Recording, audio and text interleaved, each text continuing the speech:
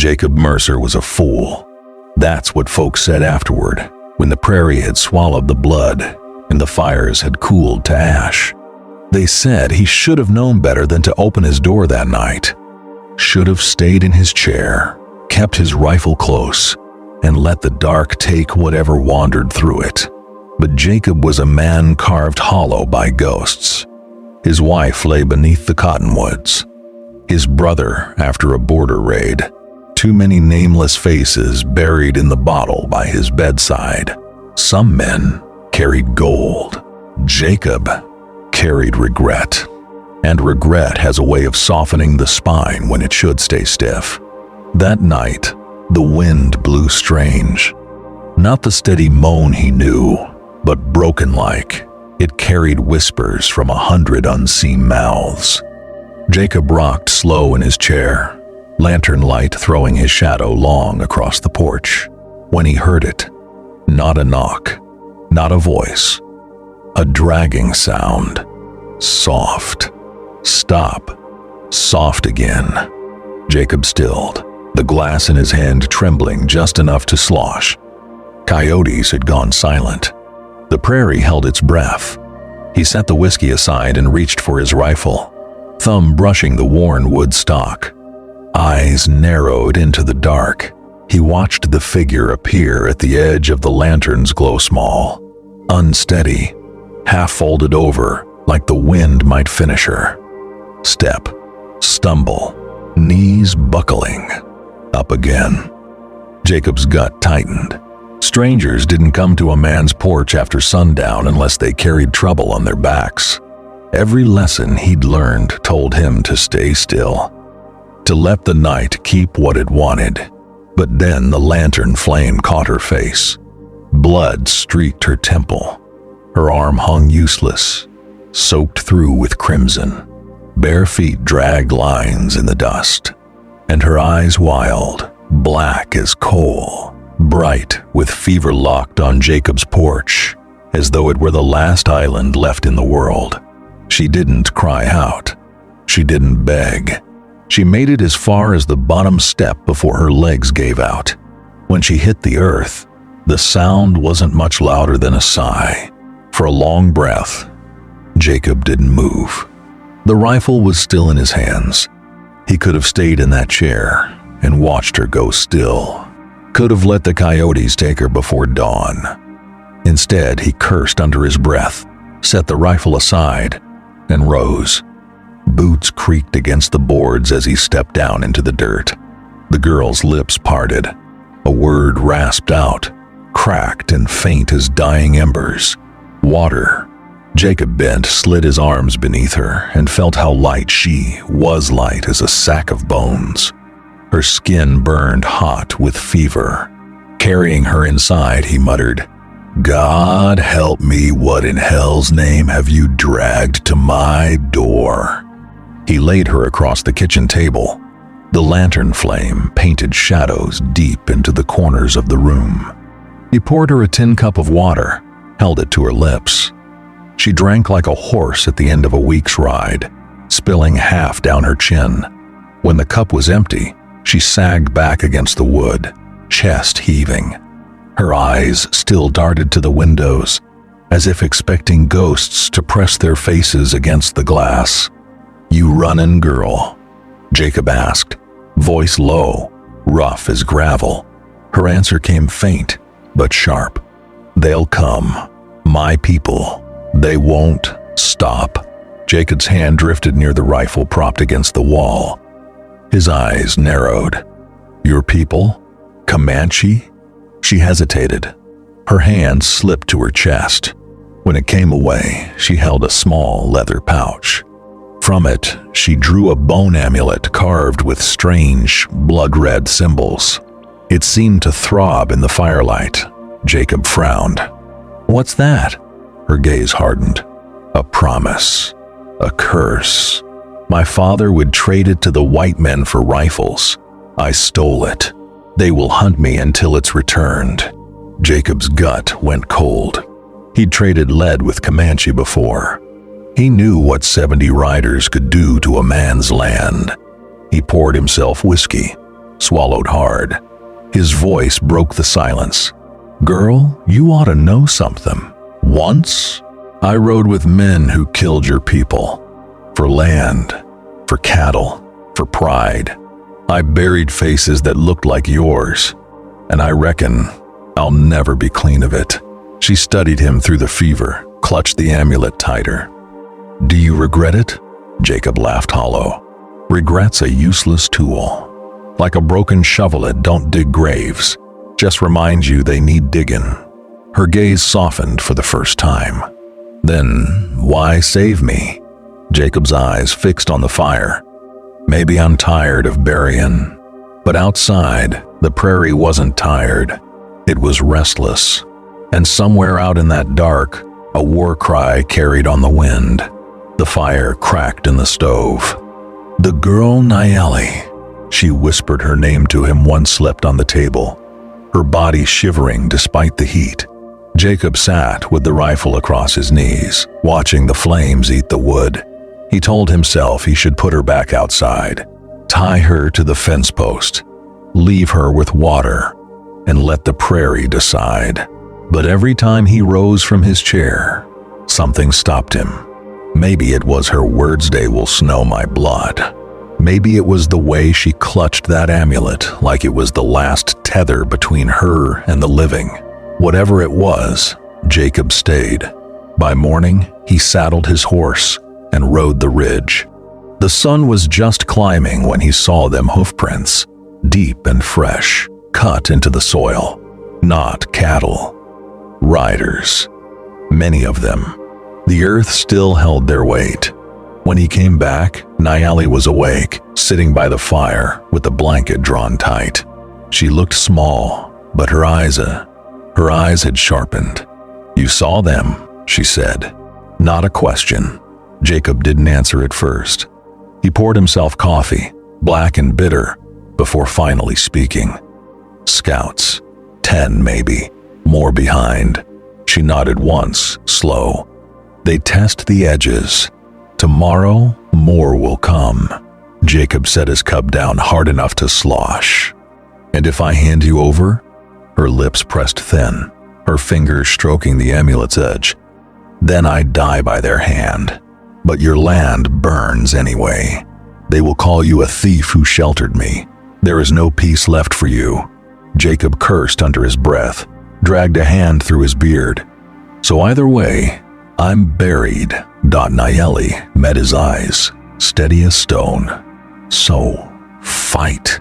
If you must die, die for something better than whiskey and ghosts." Her words sat heavy. He had no answer. Not one he cared to admit. That night, as the moon rose, Jacob fixed fence posts near the barn. Nayeli walked slow, holding a lantern, her wound bound tight in strips of his old shirts. The prairie stretched endless and dark, quiet, but not silent. Then the arrow came. It hissed through the air and buried itself in the post inches from her head. The lantern clattered to the ground. Jacob spun, rifle up, firing into the dusk. No scream, no body, just silence again. "Goddamn shadows," Jacob muttered. He yanked the arrow free, snapped it across his knee, and threw the pieces aside. "They're playing with us." Nayela's jaw tightened. She lifted the lantern again, her voice low, hard. "They might stop being toys." She wasn't just a frightened girl. Jacob saw it now steal beneath the fire, resolve forged in desperation. But he also saw something else, far off, glinting in the moonlight. Not Comanche. No feathers. No paint. A rifle barrel too polished, too deliberate. White men. Watching. And before Jacob could piece it together, another figure rode up the trail, the soft glow of a lantern swinging at her side. Sarah Carter. Widow. Owner of the next ranch east. A woman Jacob had once thought he might court, long ago, before the ghosts got heavier than his heart could lift.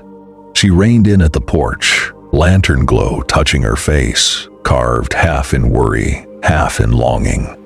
"Jacob," she called softly. "I saw riders on the ridge, painted faces. Comanche. Are you mixed up in this?" Jacob lowered his rifle. "Girl needed shelter. That's all." Sarah's eyes flicked past him. They landed on Nayeli by the barn, wounded, beautiful even beneath the grime, the lantern flame painting her like a figure from some old story. And something hard flickered in Sarah's gaze. "You're a fool, Jacob Mercer," she said, her voice sharp as broken glass. "She'll bring death to us all." Nayela's chin lifted, fire in her voice. "I never asked for his help," Jacob barked. "Enough, both of you."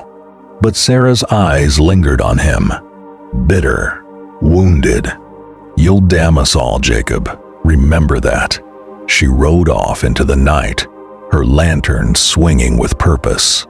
And Jacob felt it in his gut, something worse than Comanche warriors was moving now. He didn't know it yet, but Sarah Carter's betrayal would draw more blood than any arrow. Jacob didn't sleep that night. He sat on the porch with his rifle across his knees, lantern dimmed low.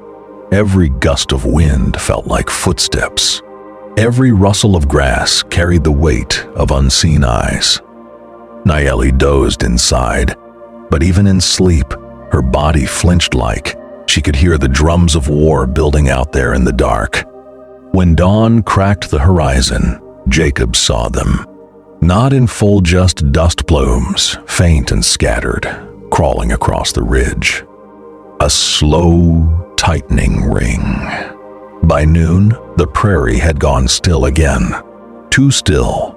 No birds, no coyotes, no sound but the creak of his windmill and the steady thump of his own heart. That was when the rider came. Not Comanche. White man. Rifle slung easy. Horse black as coal. He reined up 50 yards from the porch and raised a hand, casual as if he'd come to barter cattle. His face was long, leather-worn, his eyes shadowed beneath the brim of his hat. "Mercer!" the man called, his voice carrying like a crack of thunder. "Name's Briggs. I ride with the territorial marshal. Got word you're harboring a Comanche girl." Jacob stayed seated, rifle resting on his lap. "Maybe I am. Maybe I ain't." Briggs grinned thin. "Don't much matter either way. Comanche want her. Marshal don't. You hand her over, I walk away, and maybe, just maybe, your ranch still stands come sundown." Nayeli appeared in the doorway, pale but steady. Her voice cut across the yard. "Don't trust him."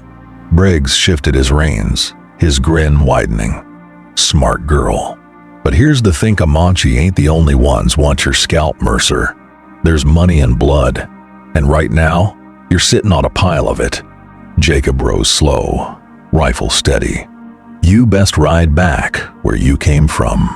Briggs chuckled low, shook his head, and spat in the dirt. "You really don't know, do you? You think this is about some girl running scared? Nah, Mercer. This is about land. Always was. And you just picked the wrong side of the fire line." He wheeled his horse, trotted back toward the ridge. Just before he vanished into the heat shimmer, he turned and called back, "When the drums start, you'll wish you'd listened." The silence that followed was worse than gunfire. Nayela's hands clenched the amulet at her neck. "Yellow Hawk," she whispered. "He'll come himself." Jacob frowned. Who the hell is Yellow Hawk? Her eyes lifted, dark and sharp. The one they send when they mean to end it. That evening, smoke rose from Sarah Carter's ranch to the east. Not cooking fires, not brush burning, thick, black, rolling smoke that smeared the horizon. Jacob's chest went tight. He saddled fast, but Nayeli caught his arm. "It's a warning," she said. "They burn what stands near you first. Then they circle." He shook her grip off, teeth clenched. "It's Sarah. I won't sit while they butcher her." Against every instinct, he rode. The prairie stretched wide, his horse pounding beneath him, the smell of smoke growing sharp. When he crested the ridge, he saw flames devouring Sarah's barn, cattle scattering, and 3 riders circling with torches. He raised his rifle and fired. One rider toppled from the saddle, the others wheeling hard. Sarah stumbled from her house, coughing, her dress singed at the hem. "Jacob!" she screamed. He spurred his horse, firing again, driving the riders off into the smoke. Sarah collapsed against the fence, trembling, soot streaking her face. "You damn fool!" she choked. "I told them you'd give her up. I thought they'd spare me."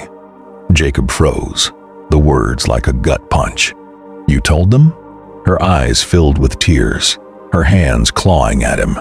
"I didn't know they'd burn it all." The roar of horses thundered beyond the smoke. "Comanche. Too many." Jacob grabbed her arm, yanking her to her feet. "Then we run." They rode hard, Sarah clinging behind him, fire chasing at their heels. Back at his ranch, Nayeli stood on the porch with a bow in her hands, her father's. She'd seen an arrow already drawn.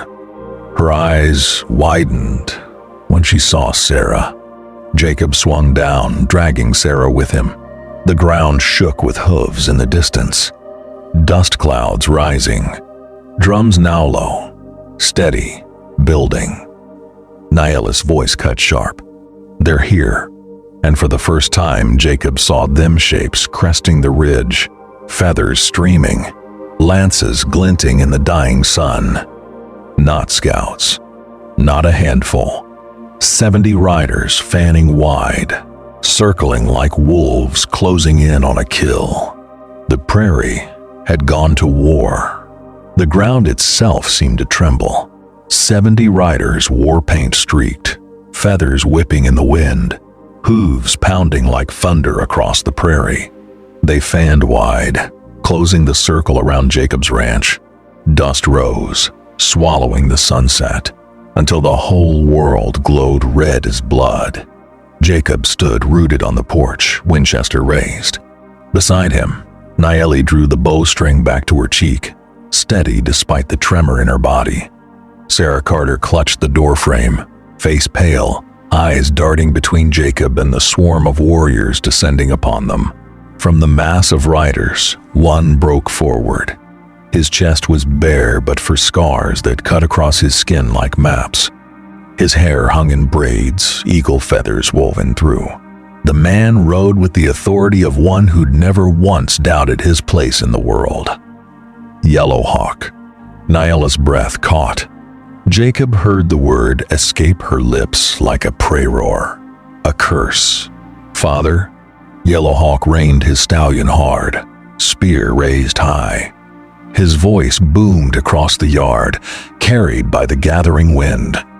"Jacob Mercer, you hide the thief. Hand her over, and your blood will not stain this earth. Defy us, and not even your bones will remain." Jacob kept his rifle steady. His voice, low and rough, cut across the silence. "She ain't no thief." Yellowhawk's days burned. She stole what cannot be stolen. She broke her bond to the people, to the spirits, to her own blood. His eyes shifted, locking on to Nayeli. "Daughter, come forth." Nayeli shook her head, voice breaking. "I will not let you trade it, father. Not for guns, not for blood." She raised the amulet high, its carved bone glinting with symbols Jacob couldn't read. "Better it be lost forever than sold." A murmur rippled through the warriors. Yellowhawk's jaw tightened. For a moment, even the horses seemed to hold their breath. Then Yellowhawk lowered his spear, and barked a single word. The circle closed. Arrows hissed from the dusk, slamming into fence posts, biting into the porch rails. Jacob fired back, the rifle cracking like a hammer on steel. One rider pitched from his saddle. Another veered off, clutching his arm. Nayeli loosed an arrow, swift and sure, striking a painted rider square in the chest. The yard became a storm of dust, screams, and splintered wood. Inside the house, Sarah screamed, ducking as arrows shattered the windows. "Jacob, they'll kill us all." Jacob shoved another round into the chamber, then pick up a damn gun. But Sarah didn't. She backed into the shadows, trembling. Jacob barely noticed because the next moment, fire streaked through the night. Torches arced through the air, smashing against the barn, the haystack, the roof shingles. Flames roared to life, the ranch turning into a pyre. "God Almighty," Jacob muttered. "They mean to burn us out." Nayela's voice was hard. "That's their way. Smoke drives prey into the open." Jacob grabbed her arm, pulling her toward the back door. Then, "We don't wait to choke." They burst out the rear, heat searing, smoke clawing at their lungs. Horses screamed in the corral, panicked, eyes rolling white. Jacob cut the rope, slapping their flanks, sending them tearing into the night. The flames roared higher behind them, the ranch crumbling piece by piece. But the Comanche ring only tightened. From the shadows of the ridge, rifle fire cracked sharp, too sharp, not the crude blast of muskets. Jacob spun, eyes narrowing. Through the smoke he saw them, white men in long coats, firing into the ranch alongside the Comanche, and at their head, lantern light catching her face, Sarah Carter. Jacob's heart lurched. "You?" She lifted her chin, eyes cold, voice cutting through the fire and screams.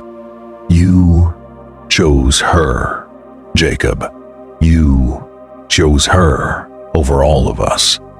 The traitors around her fired again, bullets splintering the posts inches from Jacob's head. Nayeli gasped, fury and heartbreak twisting her voice. "She sold us out." Jacob's hand clenched the rifle so tight his knuckles cracked. He wanted to fire at her, to end it, but something in him froze. This was Sarah Widow, neighbor, the only soft voice he'd heard since his wife's grave. And now, she was pointing his death right back at him. Yellow Hawk's war cry split the night, and the warriors surged. Jacob shoved Nayeli toward the canyon's edge. "Run, now!" They scrambled through smoke and dust, every breath a knife. Behind them, the ranch collapsed in flames, Sarah's voice rising like a ghost above the chaos. "Let him burn for it!" The canyon yawned ahead, cliffs jagged, walls closing in. Jacob and Nayeli stumbled down the rocky path, the thunder of hooves rolling after them. The sound filled the earth, filled the Sky 70 riders pouring into the narrow pass, spears gleaming, war cries shattering the night. Jacob stopped at the choke point, rifle raised. The canyon walls glowed orange from the fire behind them, shadows leaping. Nayeli stood at his side, bow drawn, the amulet pressed against her chest. Her voice was low, steady. "If they take me, they'll take the amulet. They'll trade it. They'll bring death to every village. You mustn't let them." Jacob's jaw locked. "Ain't letting nobody die tonight but me." The warriors slowed, Yellow Hawk at their head, his gaze fixed on his daughter. For a breath, silence stretched again so thin it could break with a whisper. Then Nayeli lifted her chin, shouting into the canyon, "I will never return, Father. I would rather die free than live as your bargain." Yellow Hawk's spear lowered. His warriors shifted, restless. Jacob braced his rifle, finger tight on the trigger. And then, something shifted. Yellowhawk's eyes softened, just for a breath. A father, not a chief. He wheeled his horse slowly, raising his spear high. The riders echoed his cry, but instead of charging, they turned. One by one, the warriors peeled away, vanishing into the dust. The canyon fell quiet.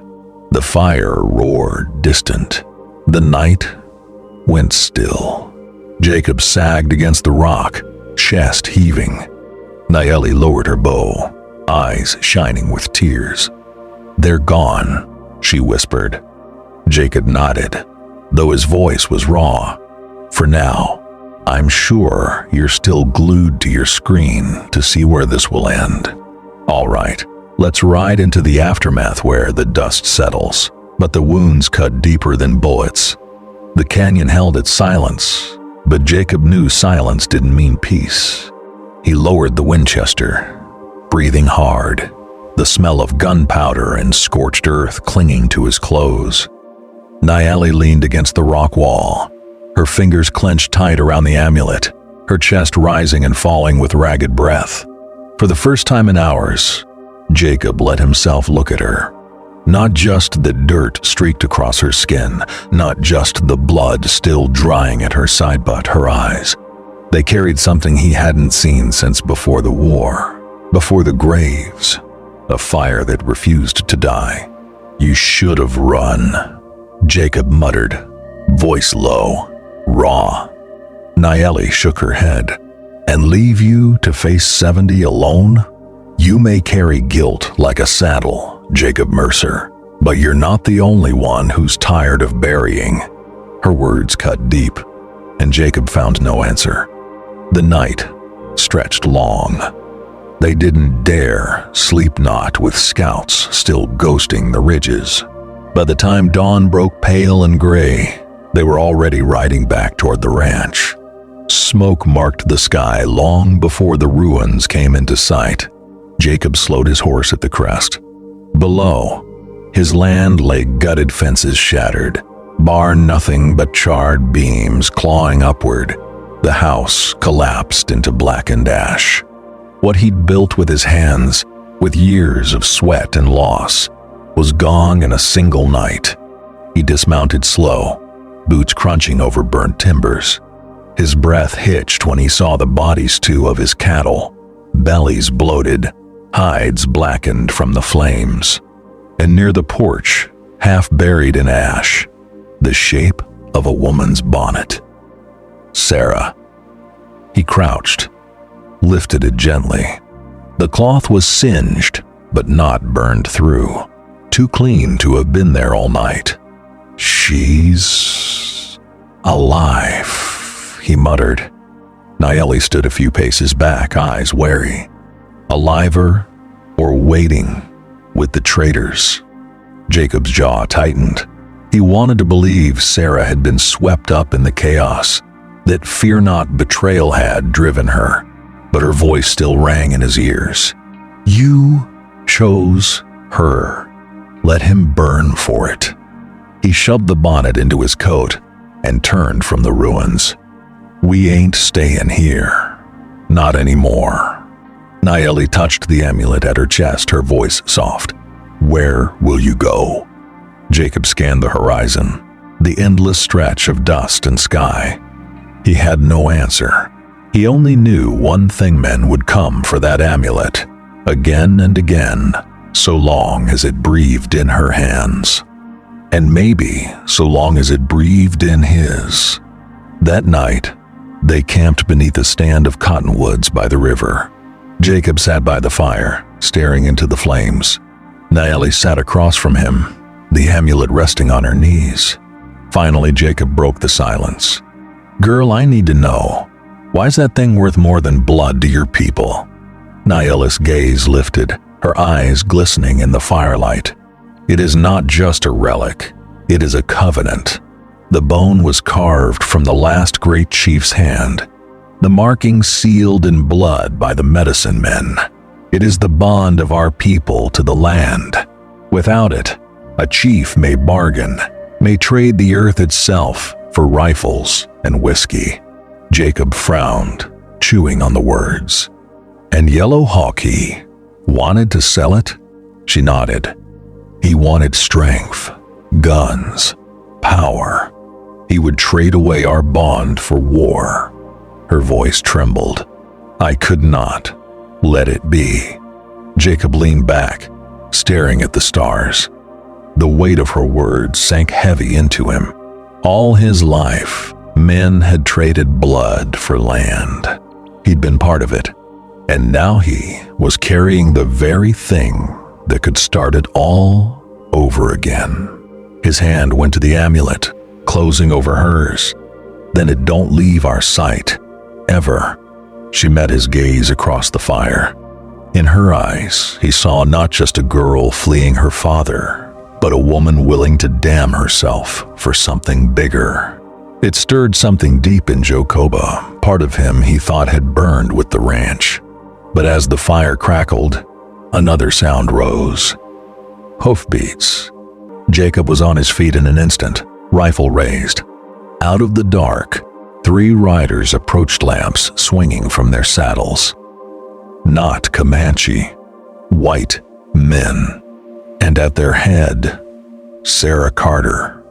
Her face was pale, hollow, lit by the lamp glow. She dismounted slow, hands raised, her voice carrying through the night air. Jacob, I didn't have a choice. Jacob's finger tightened on the trigger. The hell you didn't? Sarah stepped closer, eyes glistening with something between shame and desperation. They had me, Jacob. They said they'd burn my land, take everything. I thought if I gave them her, they'd let us be. Her gaze flicked to Nayeli, then back to Jacob. But they lied. They burned it anyway. The men behind her shifted, rifles catching the firelight. One spoke, rough and sharp. We ain't here for stories, Mercer. Hand over the girl. Hand over the trinket. You walk away. Jacob's rifle didn't waver. His voice was iron. I already buried my land. I ain't burying her. The standoff stretched long, fire crackling, horses shifting. Sarah's face crumpled, torn between the men behind her and the man before her. Then, in a voice that shook, she whispered, Please, Jacob, don't make me choose again. Jacob's eyes hardened. You already did. The night exploded in gunfire. The first shot cracked like lightning, splitting the night. Jacob dove sideways, pulling Nayeli with him as a bullet sparked off the stone where his head had been. The campfire burst into embers, casting the cottonwood shadows wild. Sarah screamed, Stop! Don't shoot him! But the men behind her kept firing, their muzzles flaring in the dark. Jacob rolled, aimed, and squeezed off a round. One man pitched backward off his horse, crashing into the dirt. Nayeli grabbed her bow, loosing an arrow that hissed across the firelight, burying itself in the second rider's throat. He gurgled, clutching at the shaft, before slumping into silence. Only one man remained standing, rifle steady, teeth bared in a grimace. And between him and Jacob stood Sarah, her arms outstretched, her voice ragged. Please, enough. Jacob rose slow, rifle aimed past her. His voice was low, torn between fury and grief. Move, Sarah. Her eyes brimmed with tears. If I do, you'll kill him. I already killed the part of me that trusted you. His finger tightened on the trigger. The traitor snarled, shoving Sarah aside, and fired. The shot ripped through the night, searing past Jacob's shoulder. Jacob fired back. The man jerked, stumbled, then dropped into the dust with a thud. Smoke drifted between the trees, the echoes of gunfire fading into silence. The only sound left was Sarah's sobbing. Jacob lowered his rifle, chest heaving. Why, Sarah? She fell to her knees in the dirt, hands trembling, face streaked with ash and tears. Because I was alone, because I was afraid, because no one ever came when I begged for help and when they promised to spare me, I believed them. She lifted her head, eyes hollow.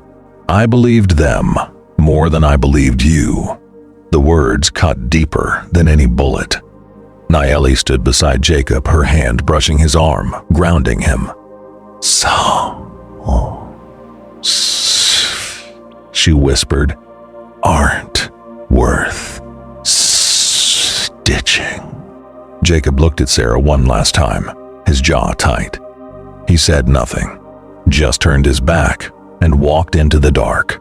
By dawn, the river glowed gold with first light. Jacob and Nayeli stood on the bank, the amulet between them. It seemed heavier than before, as though all the blood spilled in its shadow had sunk into the bone itself. Nayeli's voice was quiet, but steady. What will you do with it? Jacob turned it over in his hands, tracing the red painted markings. He thought of Yellowhawk's eyes in the canyon, torn between father and chief. He thought of Sarah's voice, cracked with regret. He thought of his ranch in ashes, graves that never stopped multiplying. His voice was rough when it came. Men'll keep coming for it. Comanche, white men, doesn't matter. As long as it's in this world, blood will follow. Nayeli stepped closer. Then bury it. Bury it so deep no man can ever touch it again. Jacob nodded. He walked into the river, the current tugging at his boots. With both hands, he lifted the amulet high, sunlight flashing off the bone. For a breath, he stood still, water swirling, the weight of every choice pressing on him. Then, he let it go. The current seized the amulet, spinning it away, pulling it beneath the surface until it vanished into the depths. Jacob stood there long after it was gone, the water cold against his skin. Finally, he turned back to the bank, to Nayeli, waiting with eyes that carried both sorrow and strength. She asked softly, "And now?" Jacob looked past her, across the endless prairie. His land was gone. His neighbors gone. His name already poisoned. But the girl he'd sheltered still lived. And maybe, in some way, that was enough. "Now," he said, his voice low, "we keep riding, till the prairie swallows us whole, or until we find a place the world forgot." They mounted, horses stepping slow into the rising sun. Behind them, smoke still stained the horizon, a reminder of all they'd lost. Ahead of them, the prairie stretched wide and merciless empty, uncertain, alive. And somewhere in its silence, the river carried the amulet down into darkness, where it would wait like a buried ghost for the next fool to find. That's how the tale of Jacob Mercer and the Comanche girl ends, not with victory, not with peace, but with ash, betrayal, and a choice that would echo long after the prairie swallowed their tracks. Now I'll ask you, folks watching this, would you have sheltered Nayeli or turned her away to save yourself? Leave your thoughts in the comments. And if stories like this haunt you long after the fire dies, subscribe to Lawless West Tales, where mercy is dangerous, love is costly, and every legend is written in blood and dust.